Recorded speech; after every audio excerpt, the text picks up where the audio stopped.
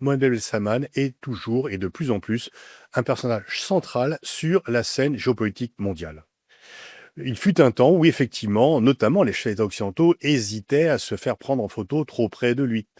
Mais deux hommes ne l'ont jamais laissé tomber, Poutine et Donald Trump. Et ce sont les deux hommes clés du dossier ukrainien, dans lequel l'Arabie saoudite, qui n'est pourtant pas un pays européen, qui n'est pas un pays qui joue ce rôle d'arbitre ou de médiation dans ce type de conflit, joue aujourd'hui un rôle central. Trump ne veut pas abandonner les Saoudiens et surtout que ceux-ci ont promis d'investir 500 milliards de dollars au cours des 4 prochaines années, donc au cours du mandat de Donald Trump. Et il ne faut pas non plus oublier que les Saoudiens ont placé 2 milliards de dollars dans le fonds d'investissement de Jared Kushner, le gendre de Donald Trump, et la famille, c'est important pour Donald Trump.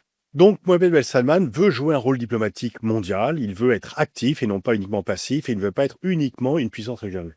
C'est sous l'égide de la Chine qu'il s'est réconcilié avec l'Iran. Il a également opéré une réconciliation avec la Turquie. Il parle à tous les dirigeants européens, il est également très présent en Afrique, et donc effectivement, il a développé une relation non seulement avec la Chine, mais avec l'Inde, et bien sûr depuis toujours avec la Russie, parce que ces deux pays s'entendent depuis très longtemps pour la fixation du cours des prix du pétrole.